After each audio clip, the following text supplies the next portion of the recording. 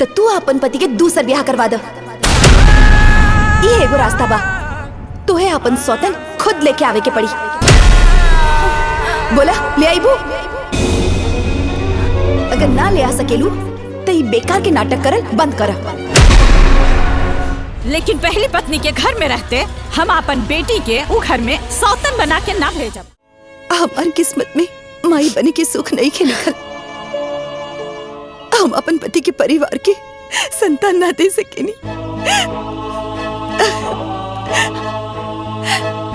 हम भी अपन अंगना में किलकारी सुने चाहत बानी, अपन परिवार के सुखी देखल चाहत बानी कि हमार परिवार खुश रही।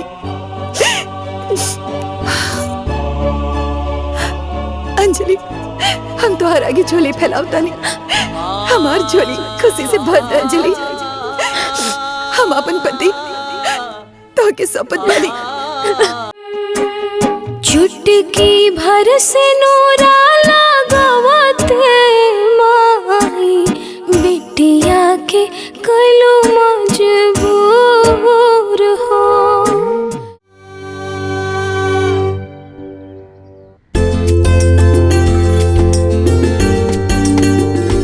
हे बेटा। हाँ बाबूजी। कॉलेज जाइया ना तो रास्ता में बीज और खाद खरीद के भेज दिया, काहे कि वो बुआई के टाइम आवे वाला बा। और सबके व्यवस्था पहले हो जाए तो ठीक रही। ठीक बाबूजी, हम भिजवा देब। हाँ चला तनी। ठीक बा। इली रवा लोग के चाय हम के माई हम ही रख के आवतनी। हाँ हाँ। अरे रुकिए अम्मा जी, चाय ना पी। काहे? पहले इली प्रसाद खा ली। तनी सा दा, तनी सा ले अम्मा जी। हम हो गदा प्रसाद। हाँ। अम्मा जी, हम जुतिया के प्रसाद गांव में बांट के आवत बानी। ठीक बा भौजी, हम चली। अरे तो और अच्छा हो जाई, तू भी चला। ननन भौजी मिल के बाटी तब प्रसाद जल्दी बढ़ जाई। ठीक बा, चली। हाँ। आई चल जाओ। ई टोला से दूसरा टोला तक पूरा प्रसाद बांट के आवे के बा। हाँ ठीक बा। चाची एली जियोत्या के प्रसाद। चल। ए बाबू, इन्हें आई। इला बाबू, जियोत्या के प्रसाद। इला ला, तू भी ला। और बाबू इला अपन माई के दे दी है। चलो झटक के तनी। ठीक बा। इला चल लेके जा। हाँ। अरे चाची, हाँ। रुकी। इली प्रसाद। ना ना, हम भूखल बा। चाचा तू प्रसाद ला। और मिली का?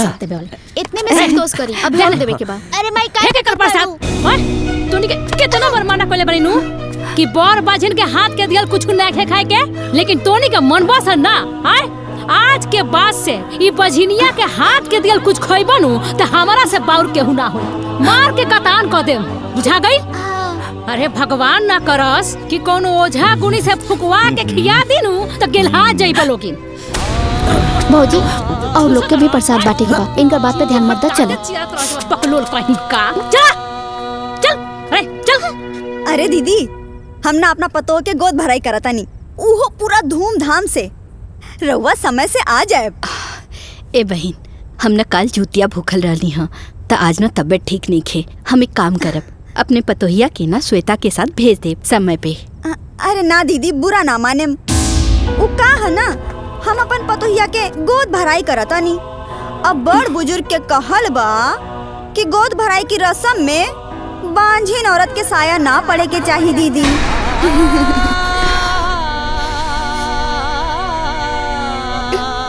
जौन समाज में चला तक करता नहीं।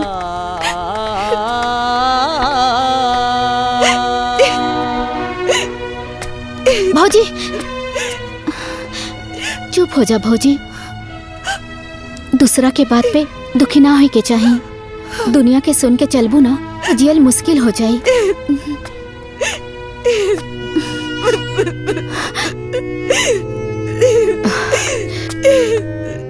दुल्हन चुप हो जा। ए दुल्हन, तू लोग के बात सुन सुन करके अपन दिल छोटा काहे करेलू? जिकरा के जौन समझे के बा समझे दा। तू हमरा खातिन, हमरा परिवार खातिन ए घर के लक्ष्मी बाड़ू। तोहरा ई घर में कदम पड़ला के बाद हमरा घर में खुशहाली आ गई। आदित्य के नौकरी लग गई और हम तोहरा के कुछ ना कहेनी, तू लोग के बात सुन के अपन दिल छोटा काहे करेलू? कुछ भी हो गया अम्मा जी, लेकिन बात तो सही बाटे ना। अम्बानी तो बाजी नहीं ना। ए दुल्हन, ऐसन मत कहा। देखा, भगवान बाड़े, विज्ञान बा, तू अपन दिल छोटा काहे करत आरो? भगवान पे भरोसा रखा। भगवान के घर में देर बा, अंधेर नहीं खे।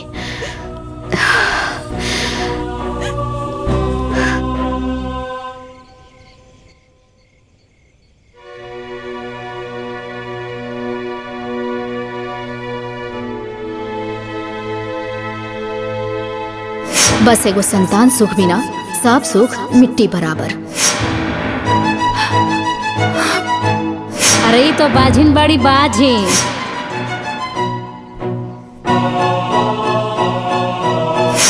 अब बड़ बुजुर्ग के कहल बा कि गोद भराई की रस्म में बांझिन औरत के साया ना पड़े के चाहिए दीदी। का सोचत बाड़ू? कुछ ना, बस ये कुल के वंश के आगे कैसे बढ़ावल जाई ये सोचत बानी। कौनो बात दुनिया से छुपावल जा सकेला, खुद से ना। आँख बंद कैला से दिन रात में ना बदल जाई। दिन तो दिन होला, चाहे आँख खुलल रही चाहे बंद रही। तू बांझ बाड़ू और रहबू। कुल के वंश ना दे सकेलू तो ना दे सकेलू। तू खुद के और ये परिवार के धोखा में मत रखा। आखिर हम का करी? इस समस्या के समाधान हम कहाँ ढूंढी? अगर तू सच में अपन परिवार के हित चाहत बाड़ू, अपन पति के वंश आगे बढ़ावल चाहत बाड़ू, अपन पति के माथा से निर्वंश के कलंक हटावल चाहत बाड़ू, तो तू अपन पति के दूसर ब्याह करवा दे। ये एगो रास्ता बा। तोहे अपन सौतन खुद लेके आवे के पड़ी। बोला ले आईबू? अगर ना ले आ सकेलू तो ये बेकार के नाटक करल बंद कर।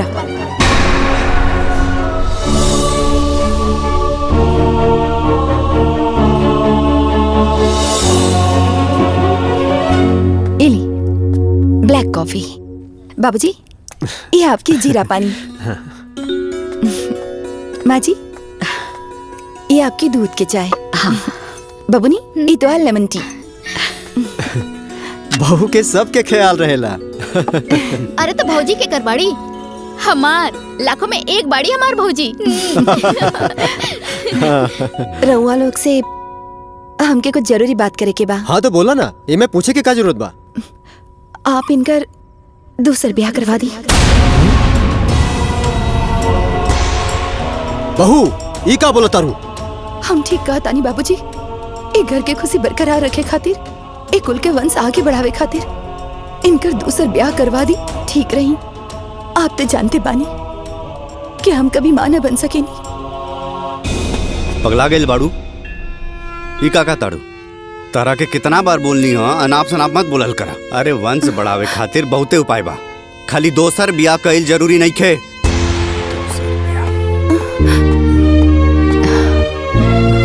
ए दुल्हन, आदित्य बिल्कुल ठीक कहा था। इकुल कल ठीक नहीं खे, समझे की कोशिश करा बेटा।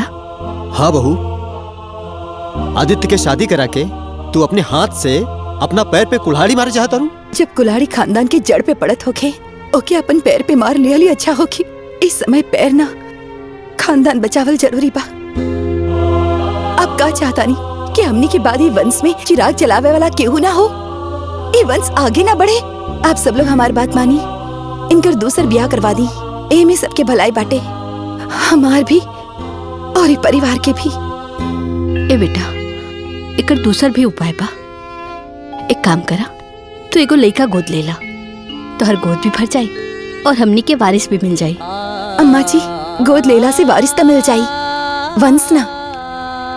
वंश तो अपन अंश से ही आगे बढ़ेला। पगला गेल बाड़ू? दिमाग काम नहीं करत? अरे बार बार समझावला के बाद भी बात समझ में नहीं क्या आवत? आकांक्षा, ये सब तू जितना आसान समझ रहल बाड़ू ना, सौतन के साथ रहल उतना आसान नहीं खे। हमार बात माना, जैसन चला था चले था, यही में सबके भलाई है और तुम्हार खुशी भी। ए जी, हमार खुशी से जरूरी एक घर के वंश बाटे, उनमें सबके भलाई है और खुशी बाटे। और हाँ, हमके कौन पछतावा ना हुई। अरे लोगन की ताना सुने से तो अच्छा रहे कि हम अपन सौतन के साथ साले और ये परिवार की खुशी के खातिर हमके जौन भी सही के हम सब कुछ सहले। देखिए सुनी जी, हमरा के घर में बच्चा चाहिए तो चाहिए। हम आपसे विनती करे थे, हमारी इच्छा पूरा कर दी, हमारी इच्छा पूरा कर दी, पूरा कर दी।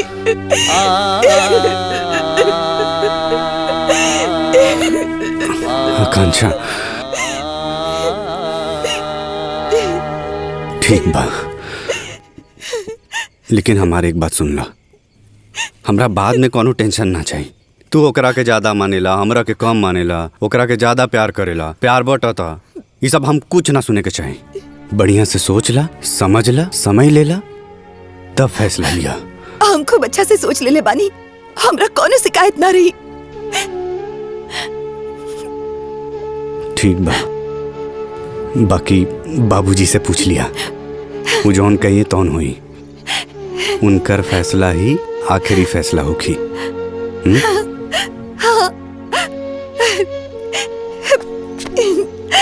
रवा कितना अच्छा पानी। सब बात तो ठीक बा, अगर बहू के साथ मिल के सबके यही इच्छा बा तो आदित्य के दूसर बियाह हो जाओ। लेकिन ऐसा कौन बाप होई जौन की दुआ के अपन बेटी दिहल चाही, जानबूझ के अपने बेटी के सौतन बनावल चाही। ए जी, उ जौन अगुआ बाड़े त्रिलोकी, रउआ उनकरा से बात करी। उनके रे नजर में बहुत रिश्ता बा, वो जरूर कोनो न कोनो रिश्ता बता दी है। बात तो कई लेब, लेकिन ऐसा कौन लड़की हो कि जौन ऐसा रिश्ता, ऐसा वर अपनावल चाही।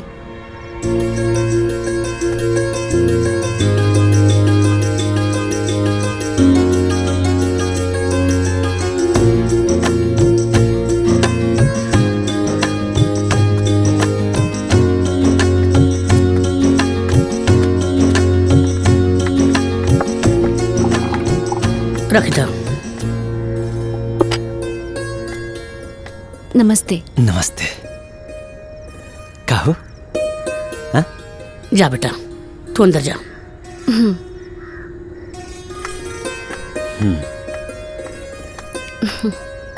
लड़की सुंदर बिया ना? अरे बहुत सुंदर बिया, हमके तो बहुत पसंद बाड़ी। कहो। हाँ जी, जैसन सोचले रही ना लड़की वैसने बिया, जोड़ी अच्छा रही। अब देखी, जब दोनों जने के लड़की पसंद बिया तो देर कोने बात के, बात आगे बढ़ाओ जा, दिन तारीख तय तमाम हो जाए। हाँ हाँ हो जाई। बाकी तनी सुना और नजदीक आओ, तनी समधीन जी के भी बुला ली, आगे के बातचीत हो जाए। हाँ?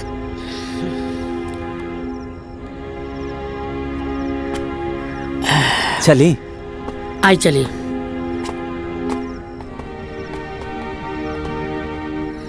लड़की हमनी के बहुत पसंद बिया, लेकिन का सोचले बनी, का लेबे देबे के बा, ये बियाह कैसे होई। इका कहते भाई साहब, हाँ? दान दहेज के कोनो बतिया नहीं भइल। तो हम दहेज कहाँ मांगता नहीं, हाँ? हम तो दहेज के खुदे खिलाफ में रहिले। अरे हमके कुछ ना चाहिए। बाकी एक बात बा, जब हम कुछ लेब ना तब हम अपना जेब से खर्चो ना करे। फिर कहल का चाहता नहीं, हमके का करे के पड़ी। समाज के दिखावे खातिर खिचड़ी पर कूलर, फ्रिज, वॉशिंग मशीन दे दी, और बारात आवे में 2 लाख के खर्चा बा, वो दे दी। 2 लाख? बस और कुछ ना, और आगे के हम सब समझ ले। रहुआ के कोनो चिंता करे के जरूरत नहीं है। रउआ जी कह रहल बानी, वो पूरा करे खातिर त हम अपन पूरा संपत्ति भी बेच देब ना, तब वो पूरा न कर सकब। हम बस अपन बिटिया दे सकतानी, और कुछ देवे के हमारे हैसियत नहीं के। हाँ भाई साहब, देखी लड़की के बाप ना है, वो कुछ समय पहले ही स्वर्गवासी हो गए बड़े। एगो नादान भाई बा, अब जानते हैं ऐसे तैसे करके घर के पेट पर्दा चलेला। बस घर के स्थिति देख के कुछ विचार करी, दया दृष्टि करी। अब लड़की के उद्धार करी आप। अरे तो कितना विचार करी, कितना दया करी। हम दहेज तो मांगते नहीं की। हाँ, अब इतनो ना करी हैं तो हमारा आस पड़ोस के लोग का कही हन कि अपना बेटा के ले जा करके कोनो दरिदर के यहाँ शादी कर दलन। ना ना, हम अपन बदनामी ना कराई। अरे हमके का पता रहा कि एकदम भिखारिये के यहाँ ला करके खड़ा कर दिले बड़ा। अगर हमरा पता रहित ना तो हम अइबे ना करती। चलो हो, इस शादी ना हो पाई ना। एकदम दरिदर भिखारी के यहाँ ला करके खड़ा कर दिले बड़ा हमके। ना ना ना भाई, अरे ना ना हुई, हटा। अरे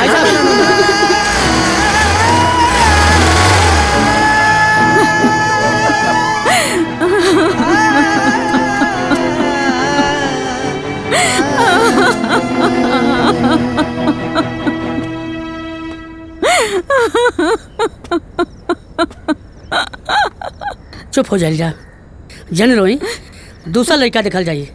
अब दुनिया में लड़कन की कमी थोड़े बा। राहुल लड़की लक्ष्मी है, ब्याह बिना थोड़े ना रह जाइए।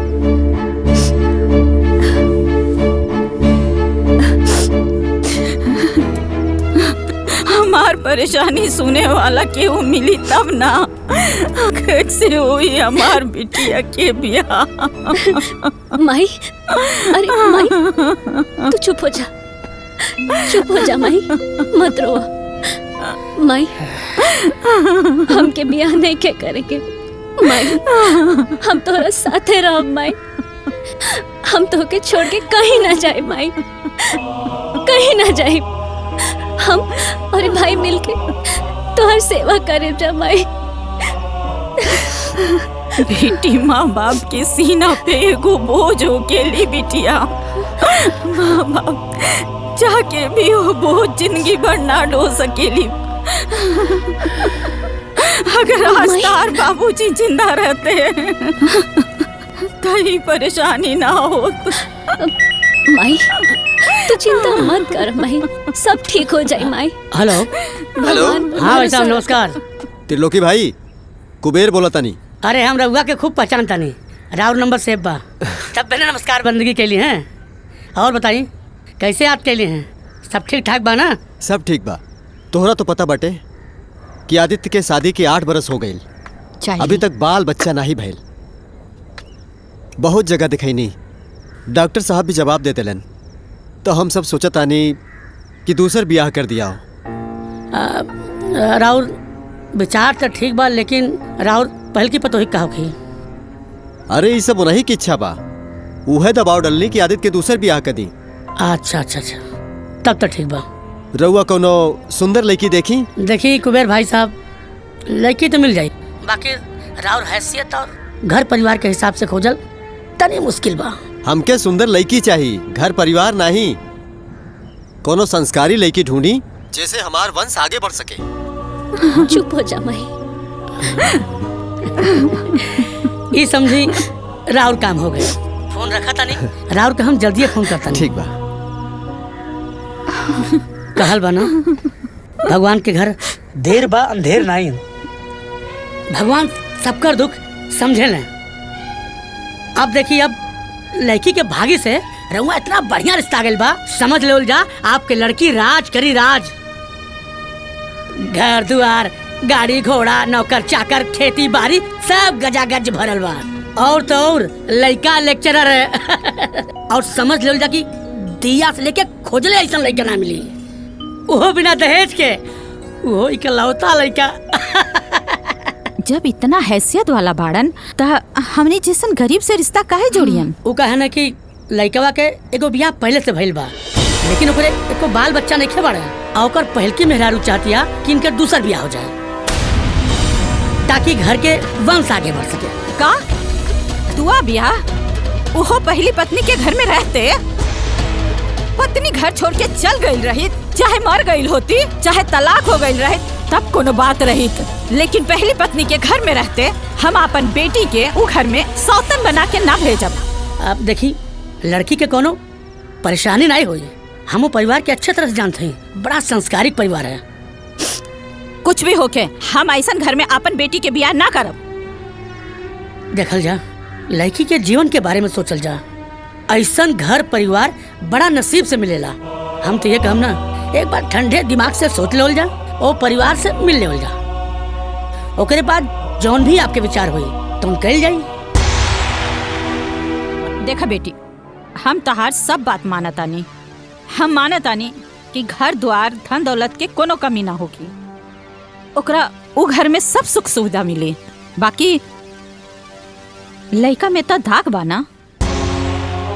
अब तू ही बतावा, जियत मछली घोटा ले। ई दुनिया के कौन माई ऐसन होगी जे अपन बेटी के सौतन बना के भेजी? मान ला आज तहार मन ठीक बा तो सब कुछ ठीक बा। आ कल अगर तहार मन खराब हो जाए तो हमार बेटी की जिंदगी तो बर्बाद हो जाए ना। ना माँ जी, ऐसन कब्बो ना हुई। हमार मन कब्बो ना बदली। रवा ये बताई, हम ही शादी करावल चाहत बानी और हम ही खिलाफत करब। देखी माँ जी, रउआ मन में कोनो प्रकार की दुविधा मत रखी।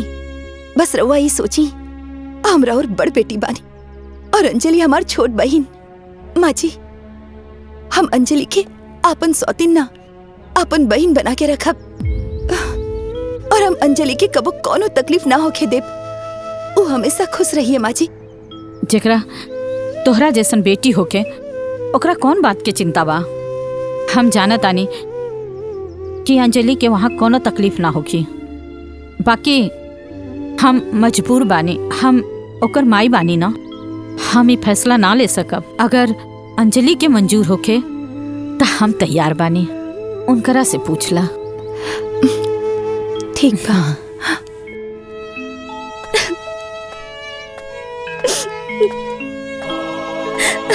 अंजलि,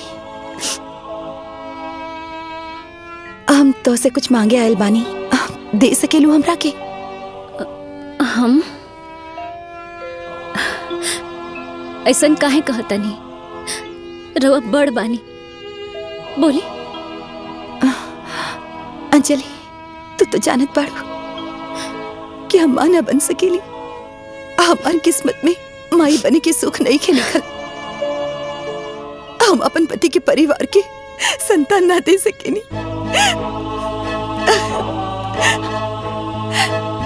हम भी अपन अंगना में किलकारी सुने चाहत बानी, अपन परिवार के सुखी देखल चाहत बानी कि हमार परिवार खुश रहे।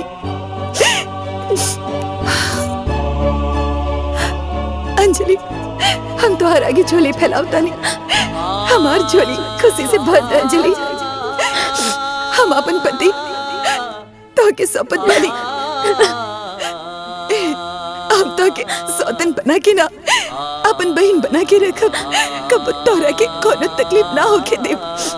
बस तू हमार पति से ब्याह कर ल, ब्याह कर ल, उनकरा से शादी कर ल। अंजलि, उनकरा से शादी कर ल। दीदी, ऐसा मत करी। अरे क्यों छोट बहन के पैर पड़े लगा? ना ना दीदी, दीदी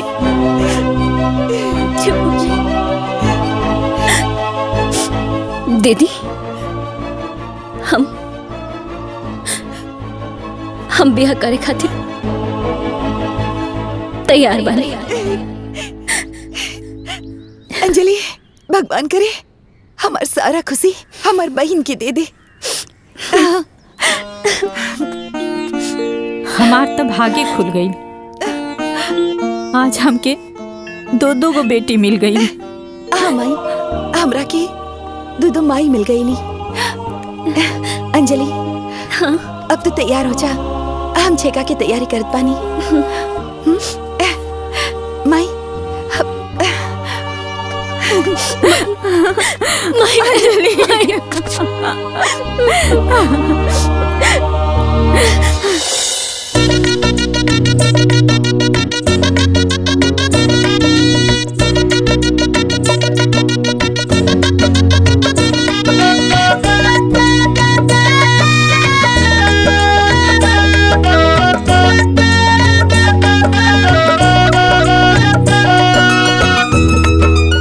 त्रिलोकी जी, ये सब ना जाने कौन पुण्य प्रताप के फल बा।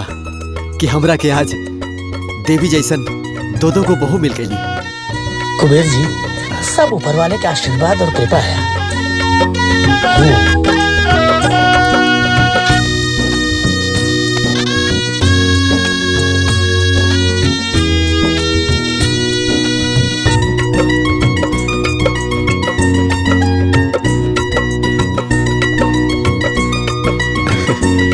खुश रहा, खुश रहा।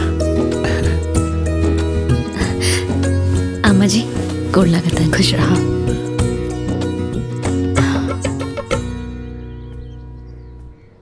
अच्छा समधिन जी, अब हमने की आज्ञा दी। चला चलिए।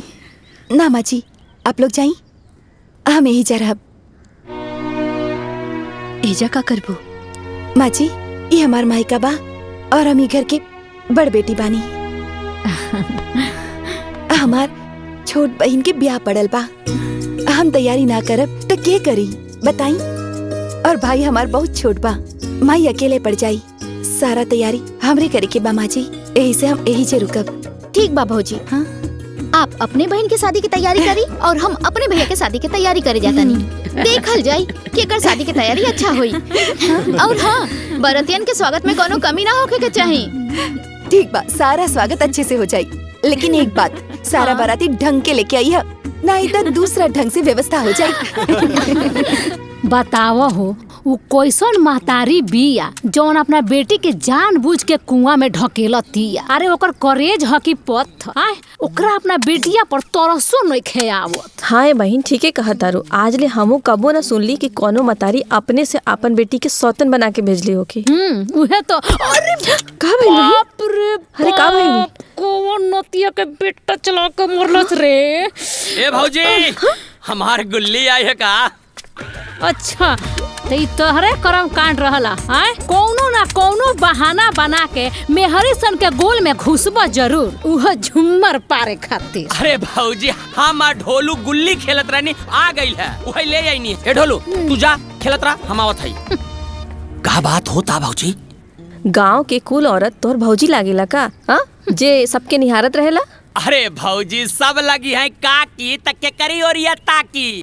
देख खैर छोड़ जाए दे। न्योता होता आइल बा कि ना? वो आदित्य के बियाह पड़ल बा, बाकी अभी तक हमारा के न्योता न आइल।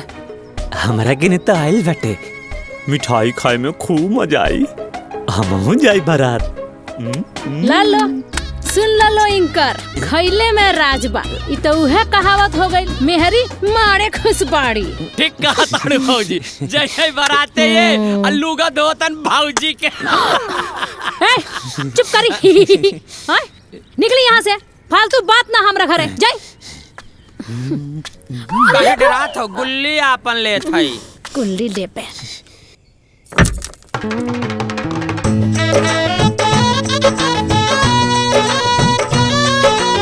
ओम मंगलम भगवान विष्णु मंगलम गरुणध्वज मंगलम पुंडरीकाक्ष मंगलाय तनोहरि। दुल्हनिया संग ले गई हो, बन्ना के संग बन्नी जाएगी, सुहाग वाली रात आई।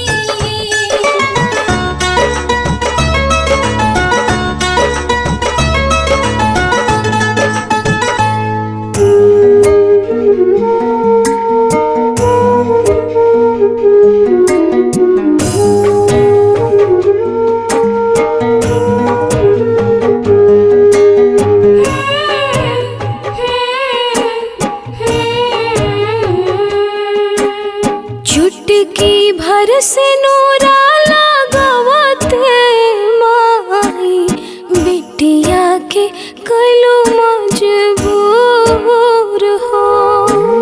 चुटकी भर से नूरा लगावत माई, बिटिया के कलू मजबूर हो।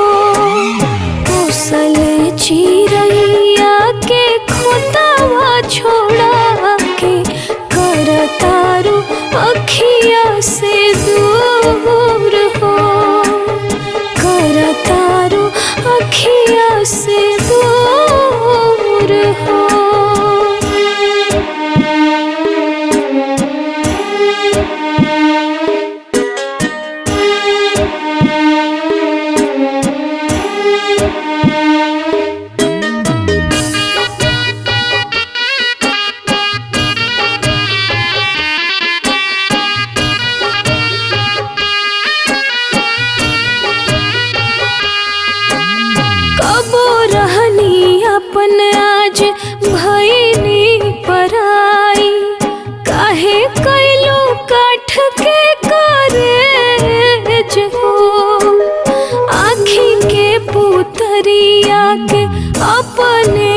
बिसारी के कैसे रहबो हमारा के तेज हो।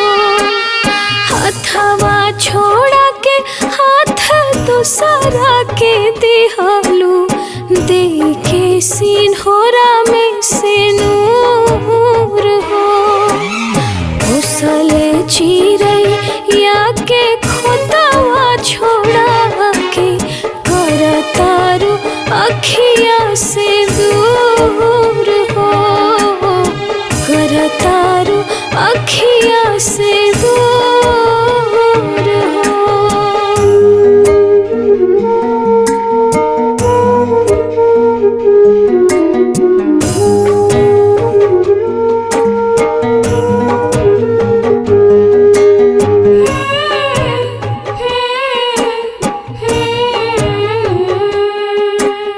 अचारा के छाव दे के अचारा छोड़ावेलू इहे बाटे दिल में कालेस हो।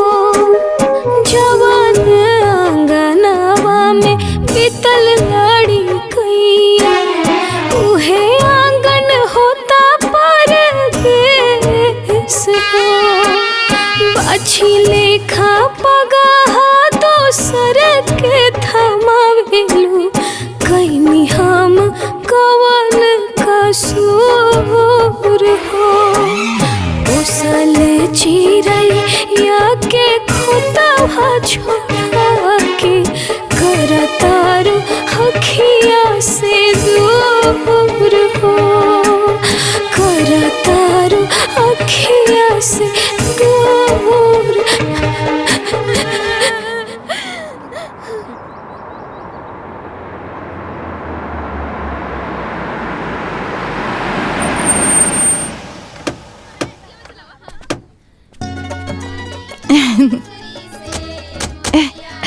माँ जी लाई हमरा के दी हम आरती उतारब। ठीक बा। दुल्हा दुल्हनिया के आरती उतारबो। सुन के सिंदूरवा ले ले अम्मा बाड़ी खाड़ हो। खोल बाबू पलकी के बढ़िया मंगिया बहो। खोल बाबू पलकी के बढ़िया मंगिया बहो रबो। सुन के सिंदूरवा ले ले चाची बाड़ी खाड़ हो। खोल बाबू पलकी के बढ़िया अली बाबू बाबू खोल बाबू पलकी के बढ़िया। अच्छा अच्छा अच्छा अच्छा अच्छा चला हो ऐसे बासावाने मेला वैसे नेव के चला हो। जैसे बासावाने मेला वैसे नेव के चला हो। हमर चाचा के कोई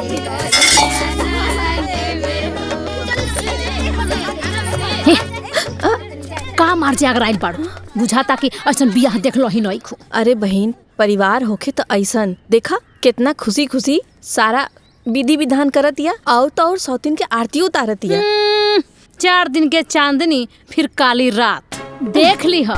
बहुत जल्द इहे सौतीन हो जाई है और ई है उनकर कैसन आरती उतरी है देखे के मिली। अरे ना बहन हमके तो लगता है रिश्ता निभा जाई। देखत ना बाड़ू दोनों में कितना प्यार दिखात बा। अच्छा ढेर मीठ मिठाई में नू बहुत जल्द कीड़ा भी लाग जाले से बुझा गई। तू वही जी बाड़ू देखत। अरे बहन चलो मुंह दिखाई देखे के बाकी ना।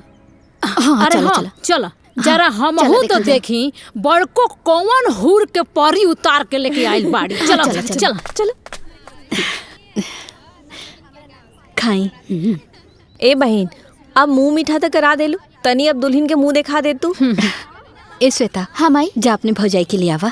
ठीक बा ले आवा तनी।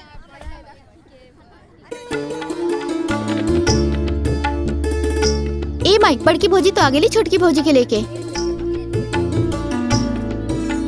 देखा बेटा पर आ गई। देखा का लेके आइल बाड़ी। आराम से बैठा। तू लोगन के मुंह देखे के रहे ना। रुका अभी दिखावा तानी। रुकी माँ जी हम दिखाई अपन छोट बहन के घूंघट हम अपन हाथ से उठाई और सब लोगन के दिखाई। हाँ तू ही दिखावा, बाकी दिखावा जल्दी।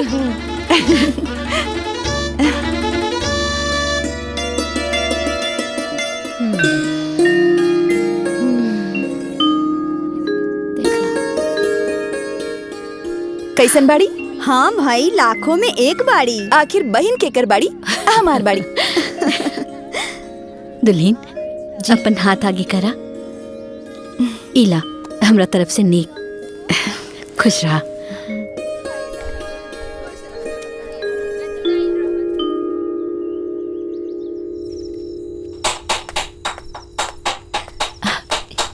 दीदी हटी, हम कर देता नहीं। अरे ना, ये सब काम हम लोग कर ले, तू जाके आराम कर। अरे ऐसे कैसे आराम करी? अरे हम आराम करब और वो लोग काम करब, ये अच्छा ना लगी। हटी, हम कर देता नहीं। रहे द, ये काम आज तक हम ही लोग करत बानी ना, हम लोग कर ले काम। अरे वो तो ठीक बा, बाकी अब हम आगल बानी ना तो हम करब। हाँ तो आगल बाड़ू तक का नौकरानी बन के आयल बाड़ू, हम तो के काम करावे खातिर लेके आयल बानी का? ना ना, अभी तो तोहर चूल्हा छुआई के रस्म भी ना भइल, तो तू ही बतावा काम कैसे करबू? हाँ भौजी, आप परेशान मत हो कि आप जाइए, हम लोग कर ले कमरा में। अरे लेकिन बबनी, हाँ लेकिन कुछ ना। और अभी तोरा के कोनो काम नहीं करे के, जब तोरा काम करे के हुई तब बता दे। अब तू जा आराम कर। ठीक बा, हम मामा जी के बता देता नहीं। अरे हाँ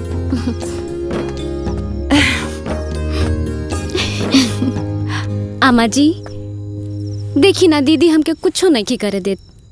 अब तनी रहुए कही ना कि हमके भी कुछ करे दी, हम कितना दिन तक आराम करब। अब तो हर दीदी जोन बोलतिया ना उहे जाके करा, जा आराम करा। ठीक बा। अरे मुँह से बरावे लायक तू आ गई ला? बाबू हम तो के कब से जोहत बानी, बतावा सुबह से कुछ खैले नहीं खा, भूख लागल होकी ना? रवा के कुछ सोच विचार होके के चाहिए ना? हमार भाई के सुबह से लेके घूमत बानी, ये कुछ खैले की ना? अरे छुट्टी रहल तो घुमा ले आइल, बाकी खा के तो गैल रहले ना। अरे तो एक बार खा के थोड़े रही, लड़का बाड़न दिन में 4-5 बेर खाए वाला, बूढ़ा तो ना बाड़े ना। बाबू तू बैठ, हम तोहरा ला अभी खाना लेके आवत बानी। देखा तानी दीदी, एकर बात व्यवहार ही ऐसन बा कि पता ही ना चलेला कौन आपन बा और कौन पराया। सही बात बा। ये छुटकी के भाई है। देखा ऐसे लागता जैसे एकर आपन सगा भाई। सही बात बा, यही से तो कहत नहीं भौजी कि तहर दोनों पतो बहुत बढ़िया बाड़ी सा। इला हमार बाबू खाना खा लो। अरे खाली भाई के सेवा होकी, हमहू भुखाइल बानी, साथे गइल रहली। अच्छा जी, हमार भाई से कंपटीशन, अब हम अपन भाई के छोड़ के रउआ पीछे दौड़ी। नाना भौजी, रउआ अपना भाई के सेवा करी, हम अपना भाई के सेवा कर ले। हम अपना ननद के सेवा करब। हाँ? अच्छा बबनी रवा रुकी, हम खाना लेके आवत। जी भौजी।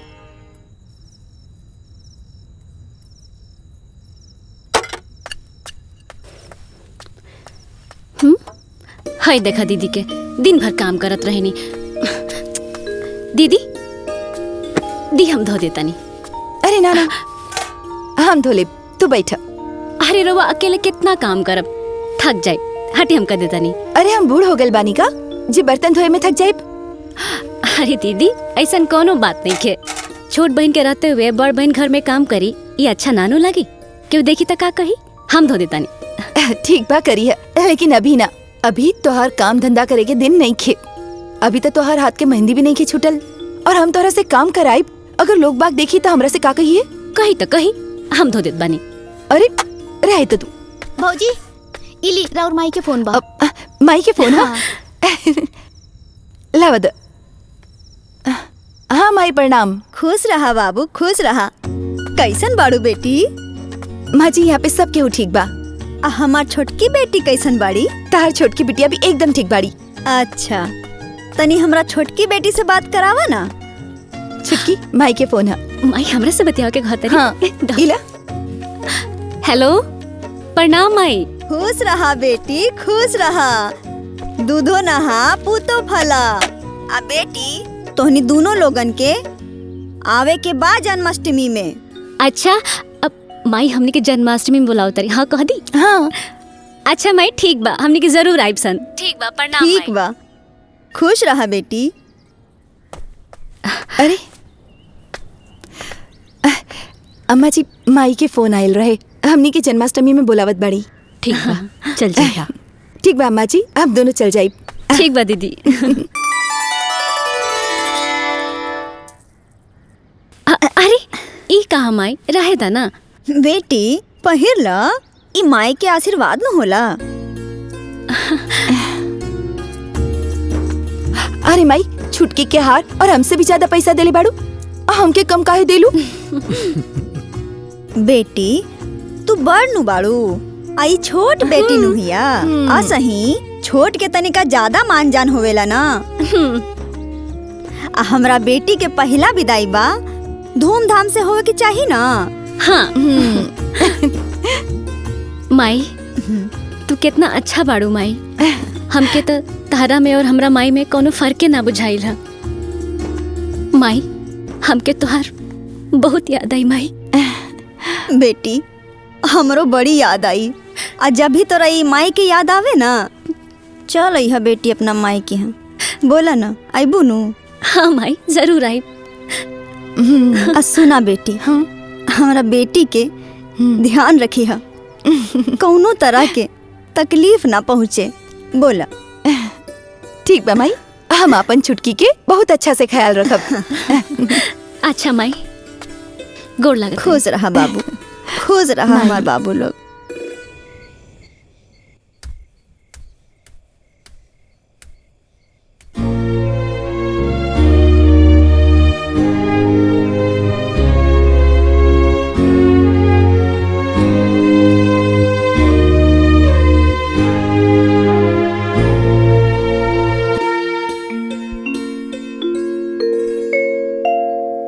अरे छुटकी, ई का करत बाड़ू? पागल हो गल बाड़ू का? हमार पैर मत दबावा। अरे दीदी रउआ दिन भर काम करत रहिले, हम देखिले कि अकेले एक पैर पर दौड़त रहिले। रउआ सारा घर के जिम्मेदारी रउआ ऊपर बाटे, थक जात हो कब ना, आराम करी थोड़ा, हम पैर दबा देता नहीं। अरे पागल, तू हमार छोट बहन बाड़ू, हम तोहरा से अपन पैर थोड़ी ना दबाइब। अरे तो का हो जाई? अरे छोट बहन बड़ बहन के सेवा ना कर सकेले का? हाँ, ये कौन शास्त्र में लिखल बा बताई? अरे हम छोट बानी, हम राउर सेवा ना करब त क्या करी? और वैसे भी राउर दुख हमार दुख रवा ना समझब त के समझी? आराम करी रवा, आराम करी। हमार बात सुना, बात तो तू एकदम सही कहत बाड़ू, बाकी हमार दर्द पैर दबावे से दूर ना होई। हमार दुख दूर तब होई जब तोहार गोद भराई होई, हमार घर के आंगन में किलकारी गुंजी, ई वंश के आगे चलावे वाला केहू आई, तब हमार दुख दूर होई। छुटकी, तू हमार दुख दूर करबू ना? दीदी रवा बिल्कुल चिंता मत करी, माता रानी पर भरोसा रखी, माता रानी राउर मनोकामना जरूर पूरा करी है। रवा सुती, हम पैर दबा देते। बाकी छुटकी लेकिन अरे सुती ना, सुती। खुश रह बाबू, इला रख ला। अरे दीदी ई का होई? मिठाई खा ली है। अरे दीदी कितना मिठाई खाई? मिठाई खात खात फट जाई। माई के दे दिया, और जब भी तोहार मन करे हमरा के फोन कर दिया, हम तोहार जीजा के लेवे खातिर भेज दे। ठीक बा।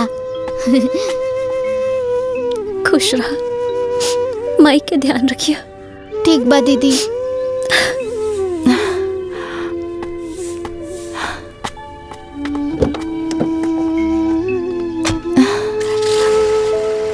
ए चाची, दोनों सौतीन में बड़ा पटरी रहेला, मिल जुल कर बड़ा प्यार से बहिन लेखा रहेला दोनों। हाँ बहिन, देखला से तो ना लगेला कि दोनों सौतीन सौतीन बाड़ी सन। हाँ। अरे आज तक ले सौतीन में कहियो पटल बा, आय आ बहिन बन के रहल बाड़ी सन कि ई दुनु जानी रही लो। अरे जले छोटकी के लइका फैका नइखो सन तले बहिन बनल बाड़ी, आ जहिया कोनो ओकर बाल बच्चा भइल कि दोनों बहिन में मार जे झोटा झोटी होखे लागी, फिर देखनिहार लागी केंगनिया पटका पटकी होता। देख के तैसा नहीं लागत कि ऐसन होई, बाकी भगवान के मर्जी। हाँ का भौजी दाना भुजवावत हौ का? हम दाना भुजवावे आइल है। तो हरे कमी रहल, हम जानत रहनी हा कि तू अइबा जरूर। अरे जहाँ चार गो मौगी सन के देखेला नु, कोनो ना कोनो बहाना बना के घुसबा जरूर, झूमर पारे खातिर। हटाम तोहर संती झोंक देते। काहे झोंक देबा? हम खुद ना झोंकले में का कि मर्जी आइल बड़े झोंकवावे। अरे काहे खिसियात बाड़ू? कभो प्यार से बतिया लेवा करा। खैर छोड़ा, और सब ठीक बा ना? काहे तू ठीक कर देबा का?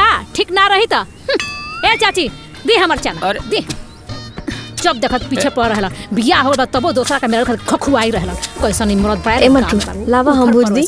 रह दे हम कच्चे खा लेब अपन भुजवावा ना। ए भौजी अरे केहू बा हो घरवा में का हो दुल्हन यही जी बैठल बाड़ुआ बोला तो नहीं खू। अरे चाची जी सुनाई ना दिहला आई आई बैठी ना बैठी। अरे बस बैठे ना वो कहनु कि तनी गोय रही है गोनसारे भूजा भूजे खातिर तो सोचनी है कि तनी हाल चाल पूछ ली। अच्छा करनी है। और केहू लौकत नहीं खे कहाँ बालू? अब आमा जी अब बबनी बाजारे गइल बनी कुछ सामान के खरीदारी करे खातिर। दीदी सुतल बनी। का सुतल बड़ी? हाँ। अब ई कौन बेरा हो सुते के? खैर ऊ ना सुती है तो के सूती?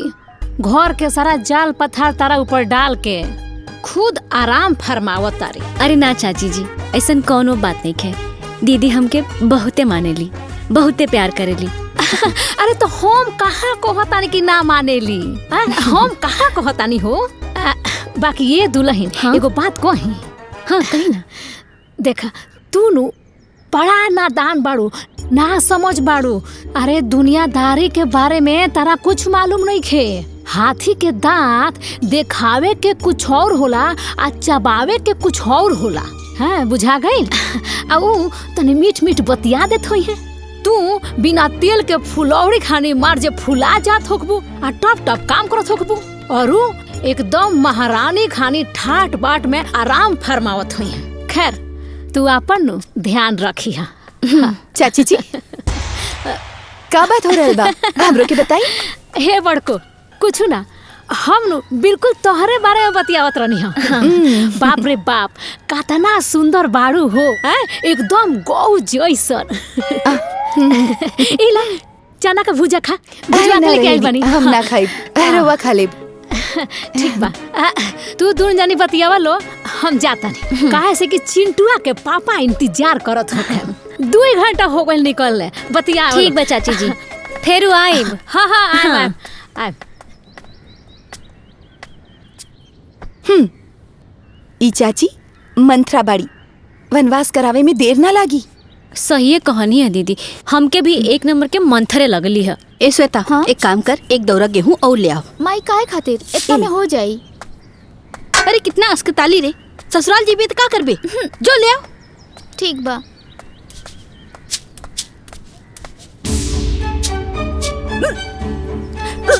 अरे भौजी भौजी माई भौजी देखी ना छोटी भौजी के का हो का भइल?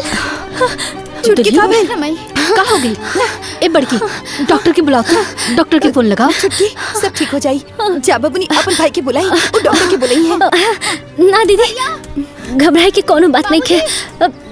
हम ठीक बने थोड़ा सा मन में चला था उल्टी जैसा मन होता। ए छुटकी मेरे खुशखबरी बाका। हाँ? छुटकी हाँ हाँ छुटकी अरे बहू के काम तू सच बताड़ू सच बताड़ू। अरे माई बने वाला बानी अम्मा जी माई बने वाला बानी। हाँ बबनी माई बने वाला बानी बाबूजी माई बने वाला बानी अजी माई बने वाला बानी माई बने वाला बानी। ए सुना लोग माई बने वाला बानी माई बने वाला बानी माई बने वाला बानी। अब हमारे गोद में किलकारी गुंजी छुटकी बहुत दर्द होता। कुछ ना हुई छुटकी सब ठीक हो जाए। ए दुल्हन लागत अस्पताल लेके जाए के पड़ी। हाँ जी अम्मा जी केला के कोनो मतलब नहीं के। हाँ अम्मा जी जा बबनी अपन भैया के बुलाई जल्दी जा। बस छुटकी हम ही ना तोरा के कुछ ना होके दे। लागत हम ना बचा। संभालो खुद के हम ही ना छुटकी। अंजलि का भाई? जी गाड़ी निकाली हॉस्पिटल जाए के टाइम हो गल बा जल्दी जाए। और सुनी फोन करके एम्बुलेंस के बुला ली। एम्बुलेंस में जाइए तो आराम मिले। जल्दी कर जल्दी बुला ले छुटकी। हेलो हाँ भैया एक एड्रेस भेजा था नहीं जल्दी आ जा। हाँ ठीक बा हम आवत बस 5 मिनट में एम्बुलेंस आवा था। ए श्वेता जा अपने बाबूजी के बोल दे दाई के बुला ले हमें तब तक वो संभाल ले। छुटकी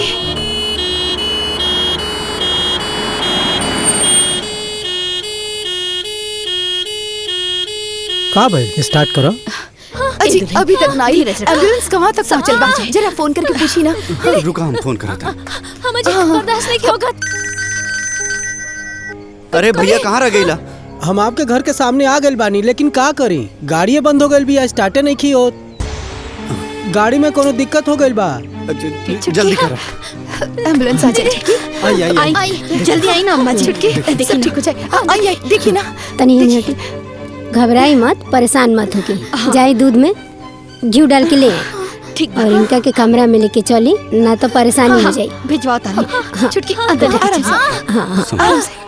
लेकिन आहिस्ता से। लेकिन अम्मा जी आप तोरो के हम ही पैदा करो ले बनी हैं। अच्छा देखिए देखिए। एम्बुलेंस के काबिल वो कहाँ तक पहुँचल बा? छुटकी बहुत तकलीफ में बा। अरे एम्बुलेंस छोड़ा, अपनी गाड़ी से चला। हाँ बाबूजी सही कहा था। तू अंजलि के ले आवा, हम गाड़ी निकाला था। हाँ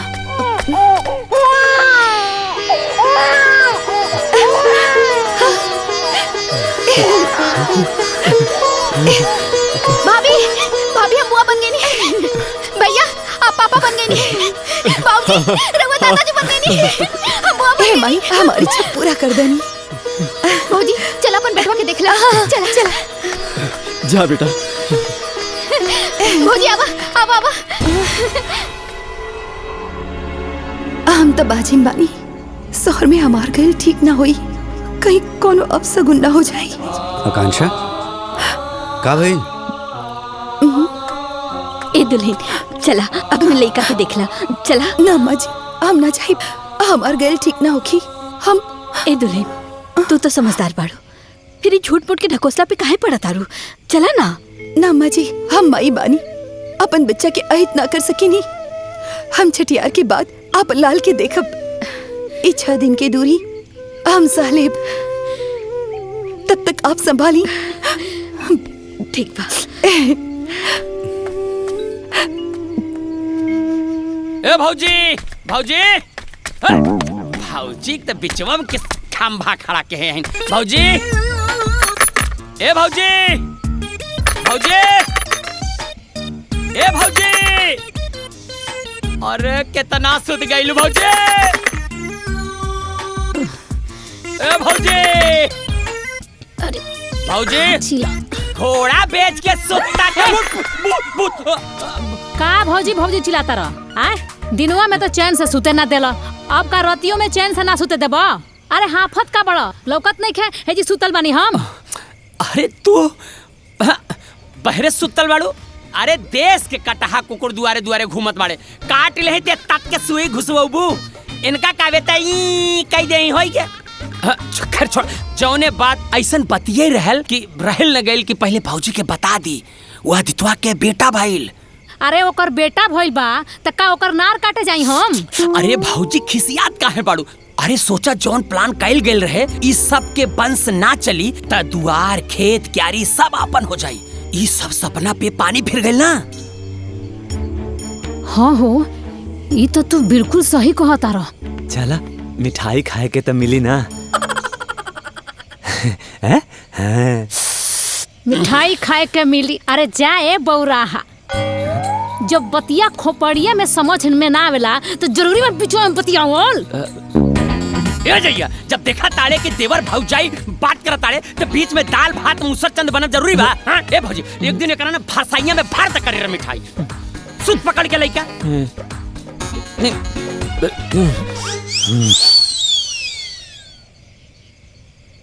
अच्छा दुल्हन अब हम चलत बानी। हाँ दीदी राउत बहुत बहुत धन्यवाद। ईश्वता अपने बाबूजी से कह दिया कि इनकरा के घरे पहुँचाए। ठीक बा माई। चलो चाचा। मुन्ना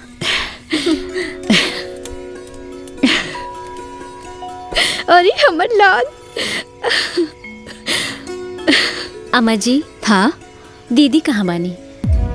आईनी ना? बाबू के देखे के मन नहीं करत का? बाबू के देखे खातिर तो छटपटा दिया, बाकी तू तो अपने दीदी के जनबे करेलू। पता नहीं कहाँ से ओकरा मन में आ गई कि हम बाझिन बानी, लड़का के दिखला से अहित हो जाए। यही से मन ही मन प्रण ले ले बिया। जब लड़का के छठियार हुई ना तब इनकरा के देखबो करी और गोदियो उठाई। अच्छा तू बैठा, हम जाता नहीं, बाहर जाके देखता नहीं। अच्छा तई बात बा। बबुनी, ए बबुनी। हाँ भौजी। यहाँ बा। हाँ का भेल भौजी? पहले अपन हाथ धो ली और फिर ओछवाइन के दूध ले जाकर छुटकी के पिला दी। हाथ तो हमारे साफे बा भौजी, दाम पिया के आवत नहीं। अरे तो फिर से धो ली।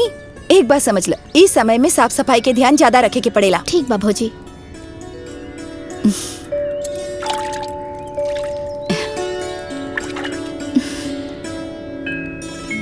ली जाके पिला दी। हाँ। रुकी रुकी। का भेल भौजी? फिर से भुला गई ना, कितना बार समझौली। हाथ पैर ई आग में सेकी फिर कमरा में जाई। ठीक बा भौजी, सेकी पकड़ा। हाँ ए श्वेता, तू भुला सकेलू, हम भुला सकेली, बकीर हमार बहू ना। इली जाके पिला दी। हाँ भौजी। ले ले ले बाबू, सुत गइल बाबू। इला भौजी पीला।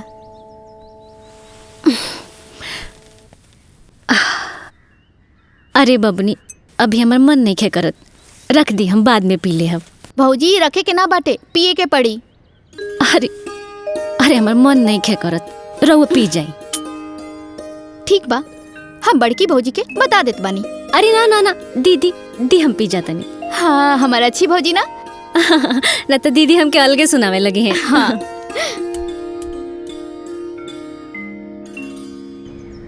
माई बाबूजी आइली चाय।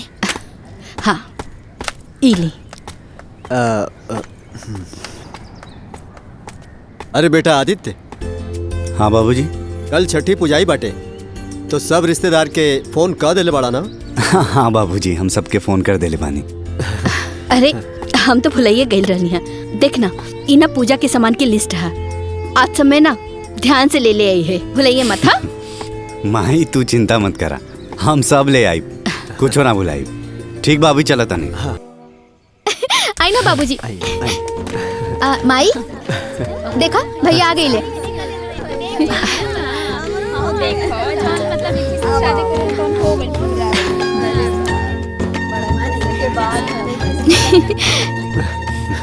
भैया देखा बाबू के। बाबूजी ले ले ले। श्वेता, हाँ माई। लड़का के अपने भौजाई के गोद में दे दा, इनकर इतना साल के तपस्या पूरा भइल बा। ठीक बा माई। भौजी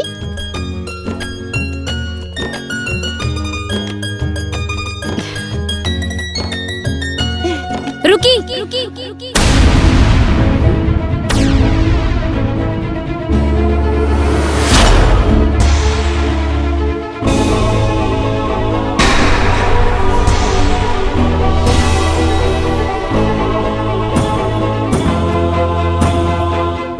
दीदी अभी बच्चा के ना छुई हैं।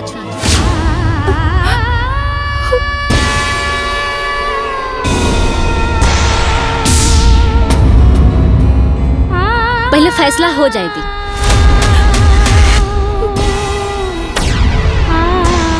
फैसला? कैसन फैसला? थोड़ी देर रुकी, सब पता चल जाए।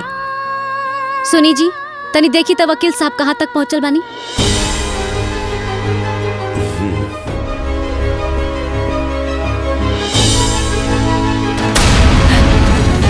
लगता कि बहिन बहिन के प्यार फफा गइल बाटे। अब मजा आई, चल के सबसे पहले गांव के लोग के बता दी।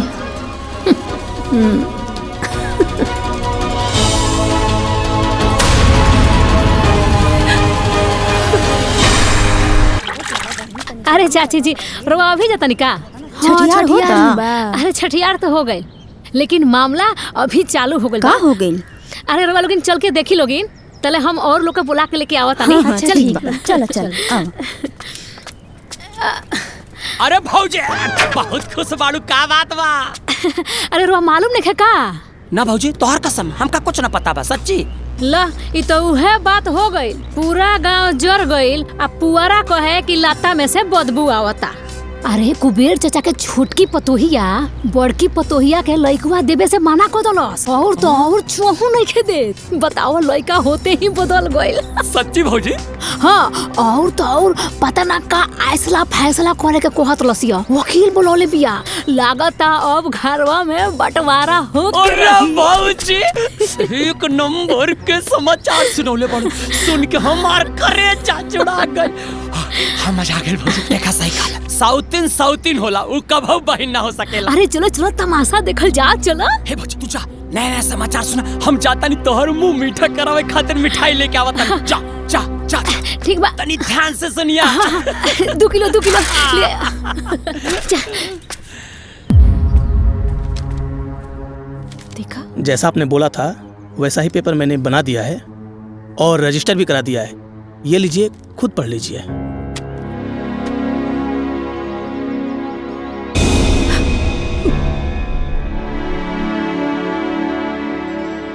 पढ़ के सुना दा। जी। मैं अंजलि, पत्नी आदित्य, ग्राम कोटवा, जनपद जौनपुर की निवासिनी हूँ। मैं अपने पूरे होशो हवास में बिना किसी दबाव और बहकावे में आए हुए ये फैसला लेती हूँ कि मैं अपनी बहन आकांक्षा, पत्नी आदित्य, जो अभी तक मातृत्व सुख से वंचित है,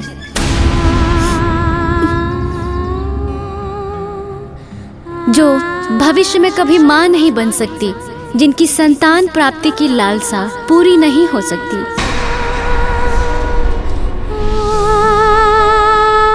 उनकी मातृत्व इच्छा को पूरी करने के लिए, उन्हें मातृत्व सुख प्रदान करने के लिए मैं अपनी कोख से जन्मी पहली संतान को अपनी बहन आकांक्षा को सौंप रही हूँ।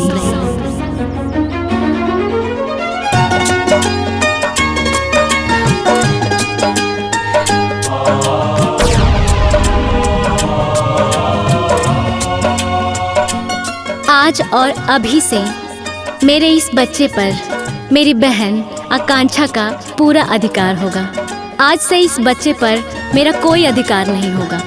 ये कानूनी दस्तावेज में लिख दिया गया है ताकि प्रमाण रहे और वक्त ज़रूरत पर काम आए, और मैं कभी बच्चे के ममता में वशीभूत होकर बच्चे को अपनी बहन आकांक्षा से मांग ना सकूं।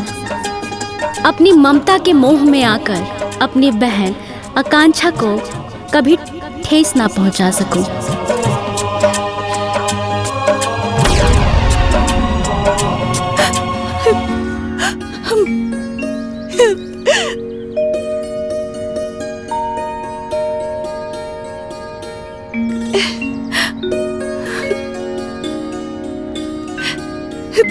दी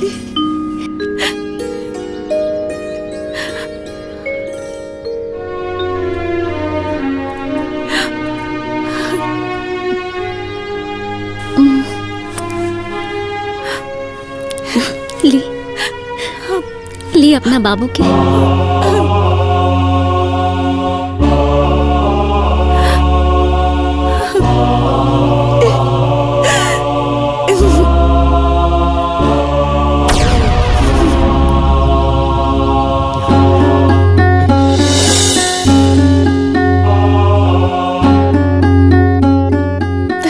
छुटकी, ऐसन काहे कैलू? ये सब करे के का जरूरत रहे? दीदी, जरूरत रहे दीदी, रउआ घर के वंश के आगे बढ़ावे खातिर, ए दुनिया में बच्चा के ले आवे खातिर रउआ कितना बड़ा त्याग कईनी। यहाँ तक कि रउआ अपन पति भी बांट देनी, जो दुनिया में कोनो औरत सोच भी ना सकेली। रउआ ऐसन कर देनी, और ये बच्चा के ले आवे खातिर रउआ अपना हाथ से अपन सौतन तक उतरनी, तब फिर ये बच्चा पर हमार ना राउर अधिकार बा दीदी। ये बच्चा राउर है दीदी।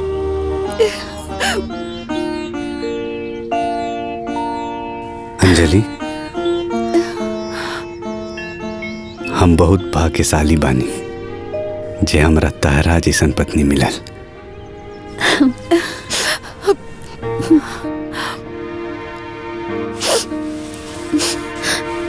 ए जी सुनी ना, हाँ अब पंडित जी के भी बुलवा ली ना।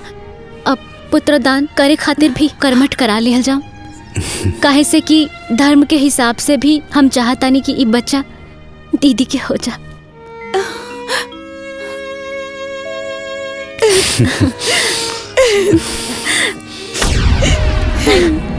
चल चल चल चल मिठाई खेबे ते आय मिठाई खेबा ओतई गाड़ देम तहार बाप ए भौजी! बढ़नी मारो। मिठाई लेके आ गई नी। ई देखा ला, ई ला मिठाई ला। ला ला खा ला। अच्छा लेके आइल बड़ा तो तू ही हुरला।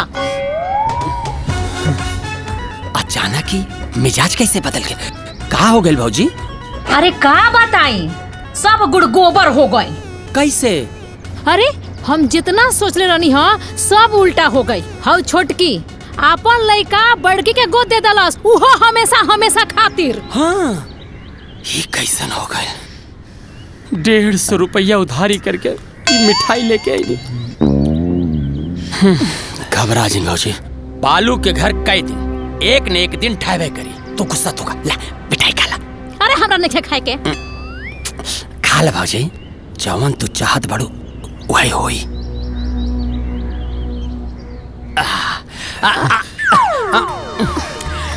खाला जूठा खाला से प्यार बढ़ेला। कारे जी बढ़ेला कि ना? बढ़ेला। खिया दा फिर हमरो के दिहा। जाए बौराहा ला पहले तू सोच। कहाँ मुखाएम? का भौजी साफा जनरेटर पैदा कैले बड़ू का? आ कारे जइवा डीजल पी के पैदा कैले रहले का? जो भी मैं कह रहा हूँ आप उसको दोहराइए। मैं अंजलि देवी सभी देवी देवताओं को सभी देवी देवताओं को साक्षी मानकर साक्षी मानकर अपने पुत्र का दान करती हूँ। अपने पुत्र का दान करती हूँ।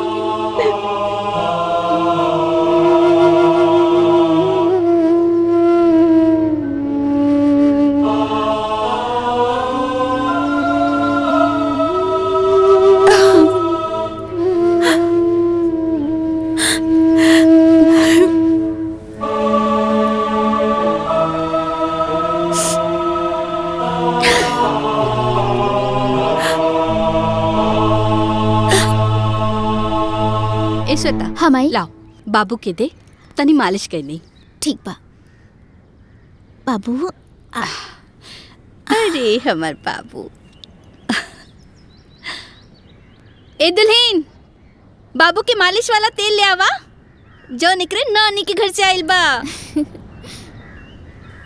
ए ले अम्मा जी ऐसे करी, ए बाबू की छोट नानी भेजले बाड़ी।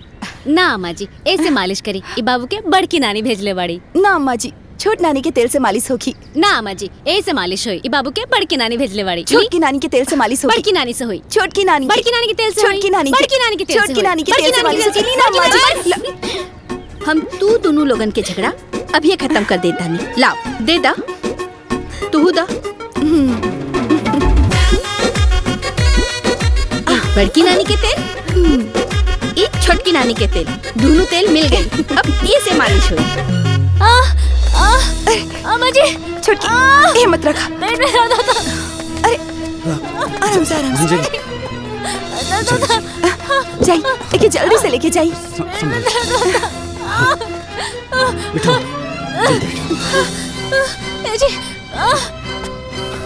ये आदित्य डॉक्टर साहब से बोल दिए 2 दिन से पेट में दर्द होता। आज बहुत ज्यादा बढ़ गई बा। हाँ माई बता दे।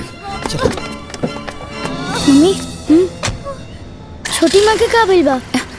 छोटकी मम्मी के पेट में दर्द होता, डॉक्टर के पास जात बाड़ी, दिखावे ठीक हो जाई।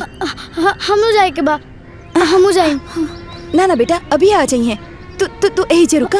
हमरो के लिए चला ना। बेटा रोए के ना बा, वो आ जाइए।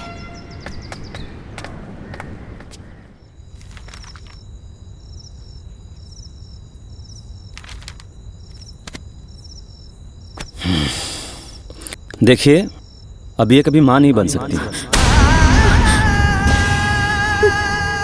माँ नहीं बन सकती?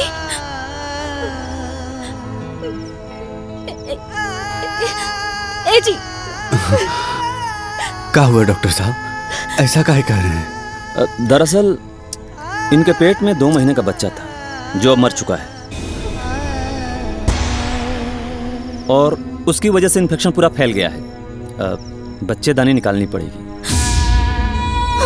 साथ ही बायोप्सी के लिए सैंपल मुंबई भेजना पड़ेगा। भगवान ना करे, लेकिन कैंसर की जांच करानी जरूरी है, वरना कुछ भी हो सकता है।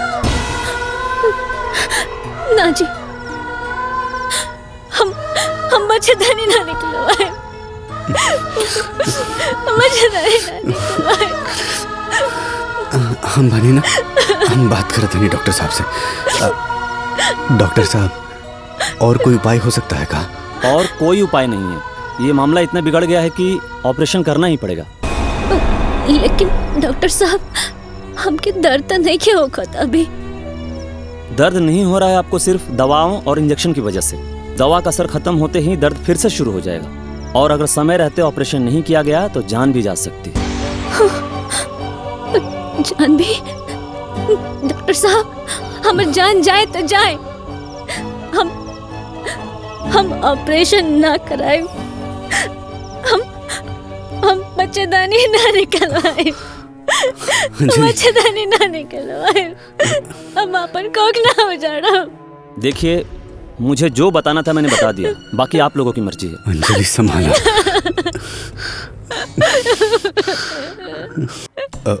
नहीं डॉक्टर साहब, आप इनकी बात मत सुनिए, आप ऑपरेशन की तैयारी करिए। ठीक है नर्स। यस सर। ऑपरेशन के लिए ओटी रेडी करवाओ। ओके सर।